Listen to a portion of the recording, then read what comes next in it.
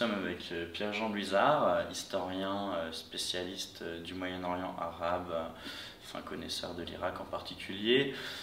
Aujourd'hui, nous allons parler de son livre qu'il vient de sortir en février 2022, donc Les racines du chaos, Irak, Syrie, Liban, Yémen, Libye, 5 États arabes en faillite. Nous allons notamment nous consacrer à la partie sur l'Irak qui nous intéresse en tant que Centre français de recherche sur l'Irak. Donc bonjour Monsieur Luizard. Bonjour. Merci d'avoir accepté notre invitation. Merci à vous. J'aimerais revenir sur quelques passages de votre livre.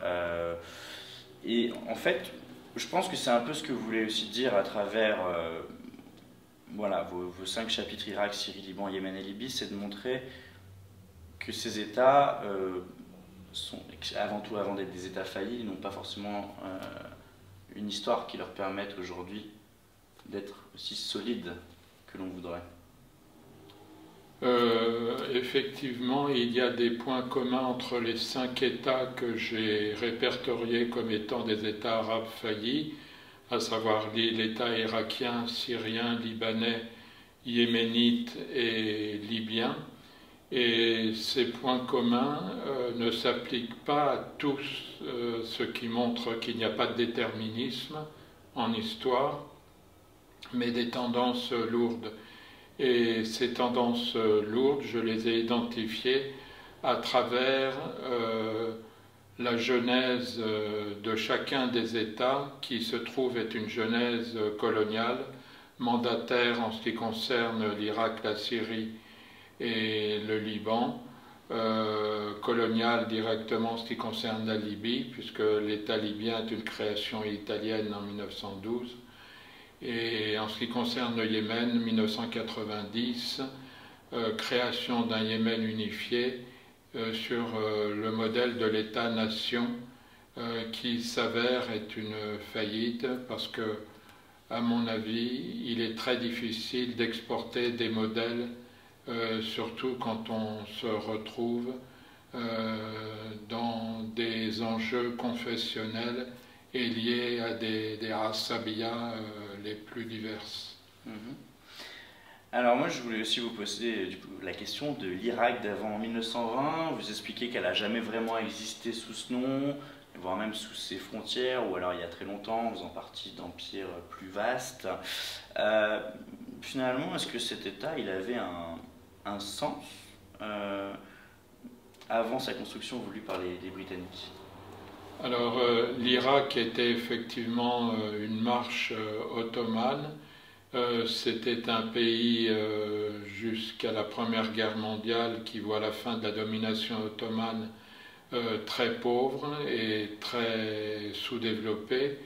Il y a des proverbes qu'on entendait souvent à Istanbul, tout le monde sait cela, même à Bagdad, ce qui montre bien le peu d'envie qu'avaient les fonctionnaires ottomans d'être nommé dans un pays réputé pour son climat très dur et pour ses épidémies et pour son sous-développement.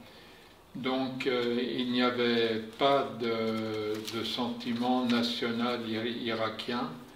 Ce qui prédominait, c'était l'appartenance tribale, et au-dessus de l'appartenance tribale, l'appartenance confessionnelle, qui opposait les sunnites et les chiites, puisque la répartition entre sunnites et chiites est très largement liée en Irak à la hiérarchie tribale entre les tribus nomades ou restés nomades qui étaient les seigneurs du désert, qui imposaient leurs lois aux tribus sédentarisées ou semi-sédentarisées, qui vont peu à peu se convertir au chiisme, jusqu'au début du XXe siècle. Alors justement, vous allez quasiment m'ôter ma question, sinon c'est pour ça que je me permets de Je suis couper. désolé. Non, non, mais ça va être dans la prolongation. Moi, je voulais un peu parler de notion d'irakité.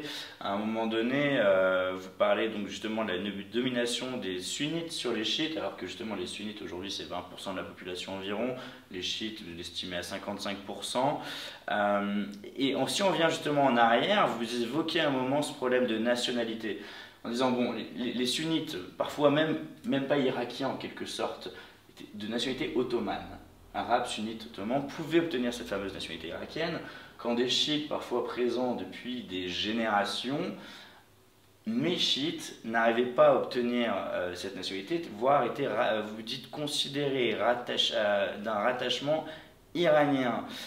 Et donc du coup j'ai juste envie de lire un petit passage assez rapide, c'est un petit témoignage qui est assez édifiant je trouve de votre livre, peut-être page 43-44. Mohamed El-Jawahiri. Voilà, c'est ça. Et que je trouvais assez intéressant, donc, que vous présentez comme membre d'une célèbre famille de Saïd, chiite de Najaf, considéré comme le plus grand poète arabe de l'Irak du XXe siècle. Il évoque son cas. Alors il dit « J'ai reçu au début de l'année 1927, alors que je résidais à Najaf, une lettre m'annonçant que je ne pouvais pas postuler pour enseigner dans un lycée d'Irak, car je n'étais pas irakien. On me demandait donc, alors que mon père, Cheikh Ali, fils de Cheikh Mohamed Al-Jawahiri, auteur du célèbre traité de théologie Al-Jawahir et grand religieux de Najaf, était le descendant de 7 générations de la première ville sainte d'Irak, de faire une requête en vue de l'obtention de la nationalité irakienne.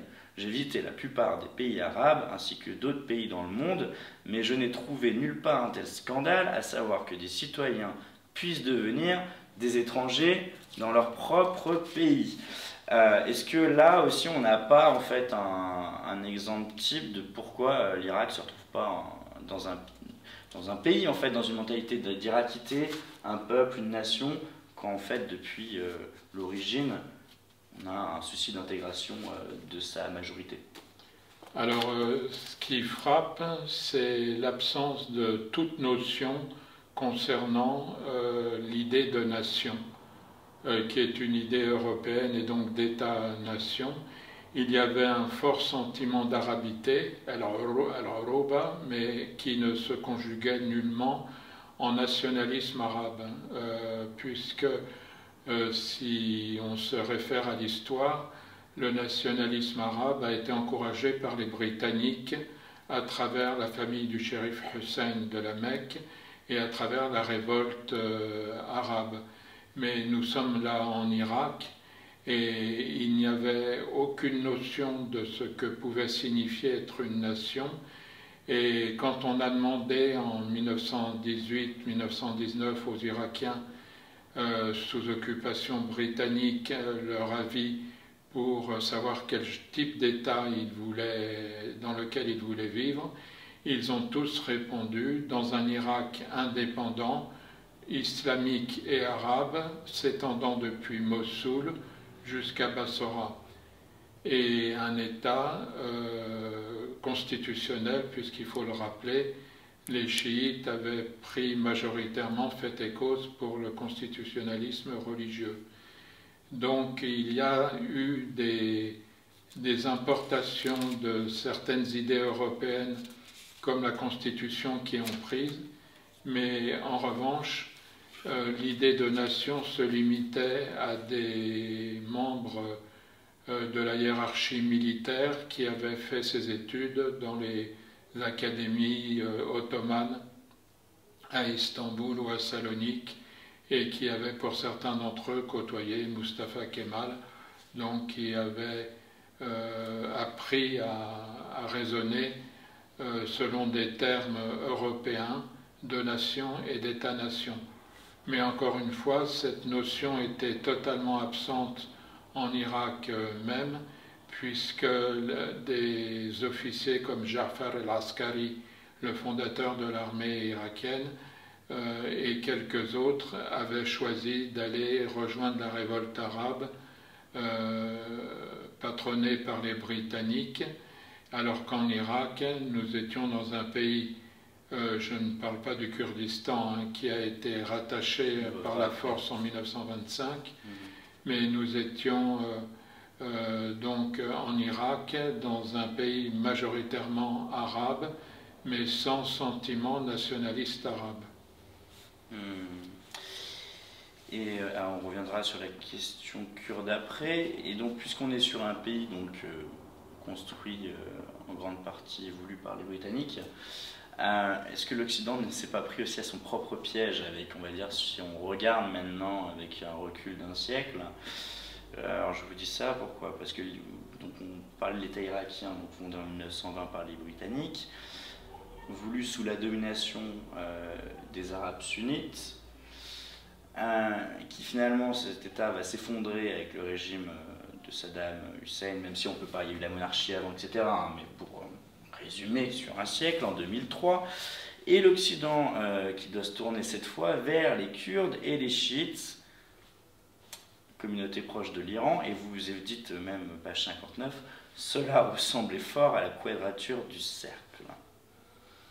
Donc ma question c'est, finalement, l'Occident ne s'est-il pas pris à son propre piège en voulant la création de cet État irakien sous la domination sunnite, puis un siècle plus tard, à nouveau du fait de l'Occident, revenir prendre cet État irakien sous son aile et cette fois le donner aux chiites et aux Kurdes qui avaient été exclus du système? Alors les choses en fait sont un peu complexes en ce qui concerne l'Irak, puisque nous ne sommes pas au Liban. Au Liban, il y a un confessionnalisme politique officiel. On ne trouve aucune trace des mentions sunnites, chiites dans les premières constitutions, dans les premiers textes constitutionnels de 1924. Et je me souviens que la domination des Arabes sunnites sur les Arabes chiites et sur les Kurdes est restée, enfin sur les Kurdes moins, mais est resté un sujet tabou. Et je me souviens, lors d'une visite à Bagdad, qu'on m'avait expliqué qu'il était très malvenu de demander à mes interlocuteurs s'ils étaient sunnites ou chiites, puisque la réponse était « mais nous sommes irakiens ». Donc n'essayez pas de nous diviser les uns les autres. Et pourtant c'est bien ce qui s'est passé, parce que les Britanniques ont fondé donc un État-nation arabe auquel les seules élites qui ont répondu favorablement étaient les élites arabes sunnites, et elles ont répondu favorablement à la condition de dominer cet État. Et effectivement, on le voit dans des textes secondaires comme le Code de la nationalité de 1924, qui montre bien que derrière le nationalisme arabe se cachait en Irak une domination confessionnelle.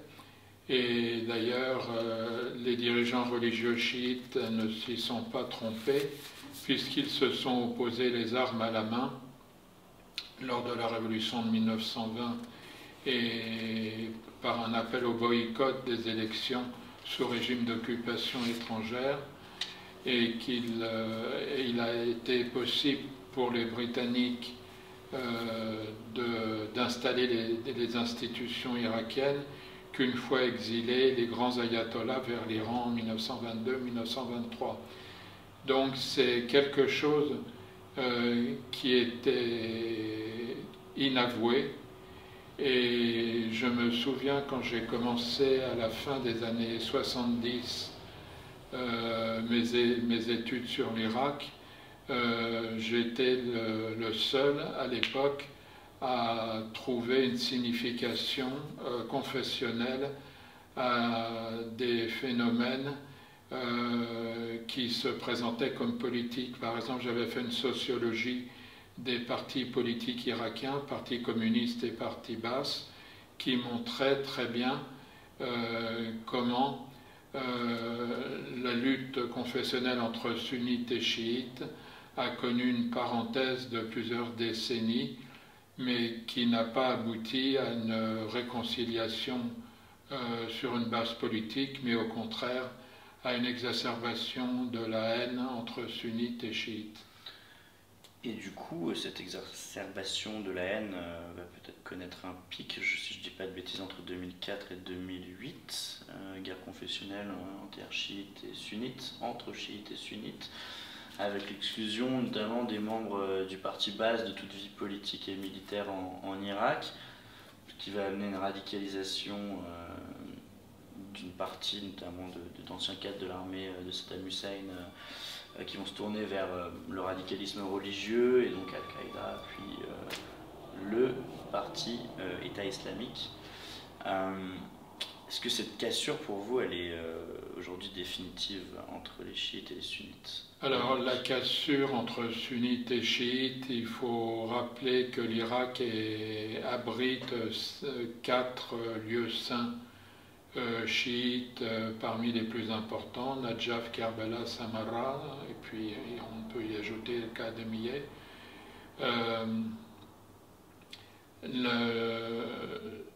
L'affrontement entre sunnites et chiites était latent, notamment dans la répression anticommuniste par les milices bassistes de 1963 lors du coup d'État bassiste, premier coup d'État de 1963, où on a vu des mots d'ordre très clairement anticommunistes, des miliciens bassistes se transformer en mots d'ordre anti-chiites. Et d'ailleurs, les quartiers revendiqués par le Parti communiste se retrouvent aujourd'hui être des bastions du mouvement sadriste. Donc, dès 1963, il y a eu les signes avant-coureurs d'un affrontement. Et ensuite, il y a eu la révolution islamique en Iran, qui a été considérée par le régime de Saddam à juste titre comme un danger mortel, ce qui était bien la reconnaissance du caractère confessionnel de son pouvoir. Et après un moment de latence où l'on a vu les mouvements sunnites dans une position attentiste, notamment les frères musulmans vis-à-vis de la révolution islamique en Iran, il y a eu l'agression avec occupation de territoires revendiqués par l'Iran.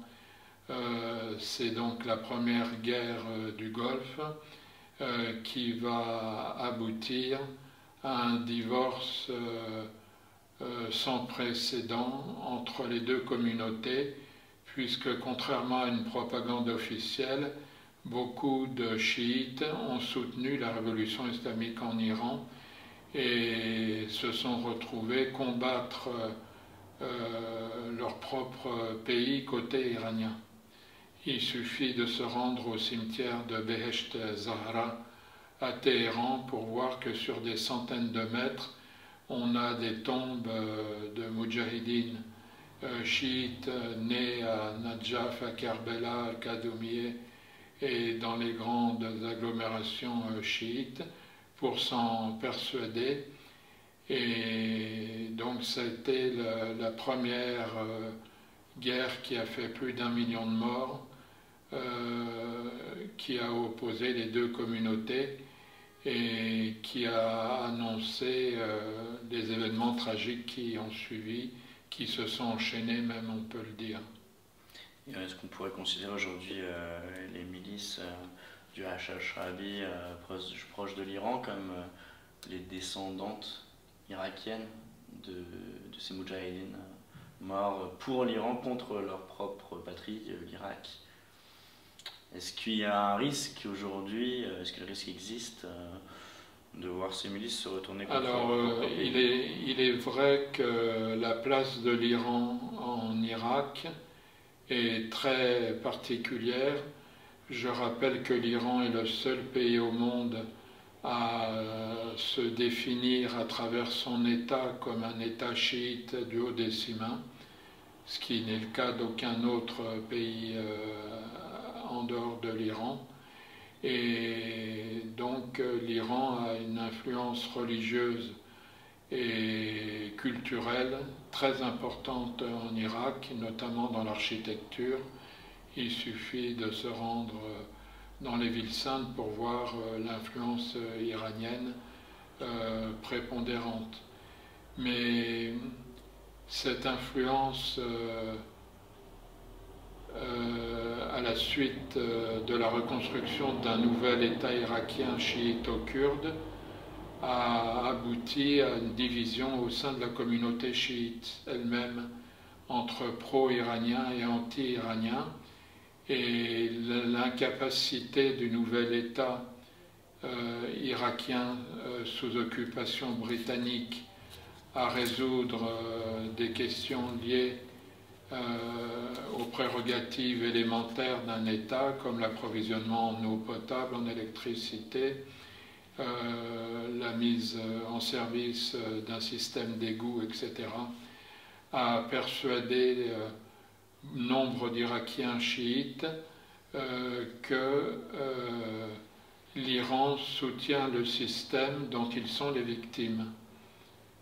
Et on a vu se développer depuis 2019 un mouvement qui est irréversible à mon avis, où ceux qui se proclamaient les voix des déshérités sont devenus les voix d'un système politique honni par une majorité de chiites, avec pour conséquence un blocage politique qui explique le fait qu'à chaque élection, il est très difficile de former un gouvernement. Du coup, est-ce que la tentative de Moqtada al-Sadr de briser on va dire, ce confessionnalisme partisan qui dure depuis presque deux décennies avec ce système multiconfessionnel non officiel, on va dire, enfin même non officiel tout court, n'est pas ce qui ressemble le plus à une solution où des tendances qui pourraient mêler à la fois sunnites, chiites et kurdes s'affronteraient. C'est-à-dire on n'aurait plus seulement un bloc chiite contre un bloc sunnite contre un bloc kurde, mais un mélange de ces trois blocs selon des tendances nationalistes, pro-Iran, indépendantistes, etc. Voilà, effectivement, on assiste, après l'étape liée à la confessionnalisation du conflit en Irak qui a connu son apogée au moment où Daesh occupait une grande partie du nord et de l'ouest de l'Irak, un phénomène qui touche aujourd'hui les différentes zones, à savoir un phénomène de division sans fin que l'on a vu très bien à travers l'opportunisme manifesté par Moqtada al-Sadr, qui a tenté d'être le parrain des mouvements protestataires en tentant de prendre la tête donc de ceux qui réclamaient la fin du confessionnalisme et la fin de la corruption.